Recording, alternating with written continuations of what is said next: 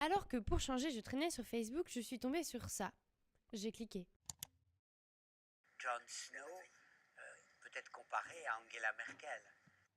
J'ai cherché ce qu'Angela Merkel pouvait bien nous cacher d'autre. Et j'ai lu ça. Ses mains sont devenues célèbres. J'ai cherché des photos des mains d'Angela Merkel, mais je suis tombée sur ça, et puis encore ça. Mais aussi là-dessus et même là-dessus. J'ai trouvé ça louche, j'ai tapé politique robot et j'ai lu ça. L'idée est de s'assurer que la technologie demeure un bon serviteur et ne devienne pas un maître dangereux. Ça m'a fait penser à ça.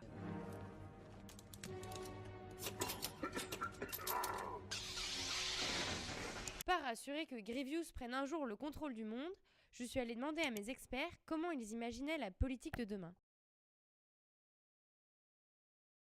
Oh, Aïe, aïe, aïe. c'est compliqué comme question. On voit bien que la relation du citoyen aux politiques ne semble plus du tout satisfaire. Je ne sais pas si la politique aura encore un sens dans plus de 100 ans. La politique au sens noble, c'est l'organisation de la cité. C'est donc le rapport entre les citoyens. Ce rapport entre les citoyens est en question fortement aujourd'hui. Parce qu'on est quand même dans un monde où l'individu a de plus en plus d'importance. Il va falloir reconsidérer beaucoup de choses. La démocratie sera plus la même. Là, on l'a vu avec les dernières élections, ça marche pas en fait, notre démocratie. La démocratie telle que les jeunes le voient demain, c'est davantage de participation. Oui. Je pense qu'on va revenir au sens propre du mot politique, quoi, qui est vraiment la vie de la cité. Le citoyen veut presque aujourd'hui être décisionnaire. Le pouvoir est aux citoyens, quoi. Si, je l'annonce. C'est à l'échelle locale que les choses peuvent changer. Donc je pense qu'on va décentraliser un petit peu la politique. Décentralisation totale. Totale. Application. C'est comme sur Tinder, lui, non, pas elle, non. Mais sur Internet. Proposer le vote en ligne serait déjà une... C'est pas la peine d'attendre 2050 pour ça. Je comprends pas, moi, qu'on n'ait pas juste accès à Internet pour voter, quoi. Allô les gars. C'est pas une révolution en soi. Enfin, moi je dis, j'ai pas voté. Quoi? Parce que déjà, on a du mal à aller dans les urnes.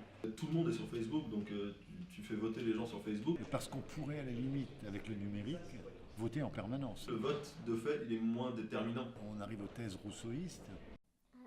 Est-ce que c'est tout le monde s'exprime en permanence et peut changer les choses, ou est-ce que je désigne des personnes, je peux dire, auxquelles je remets le pouvoir? Est-ce que n'importe qui ne devient pas président aujourd'hui?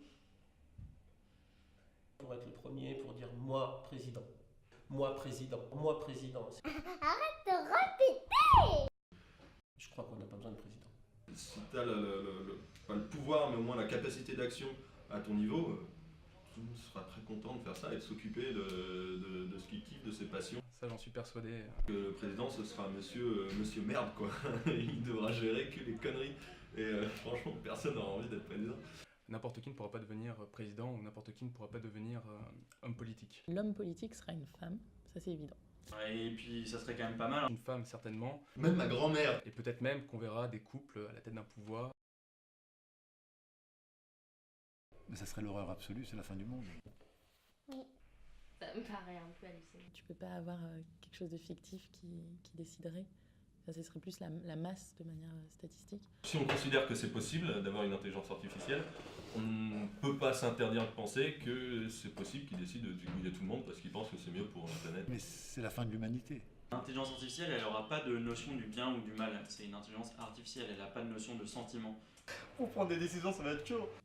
Même c'est trop dangereux, t'imagines s'il y a un hacker? Le problème, c'est que l'intelligence artificielle, c'est développé par un humain.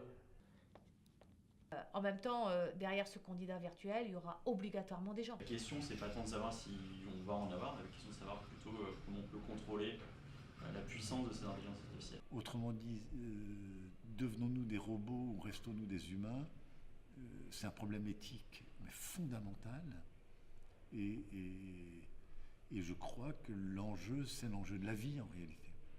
Donc finalement, enjeux politiques et enjeux de la vie sont liés d'une certaine façon. Avec ou sans Grievous, j'ai trouvé ça beau.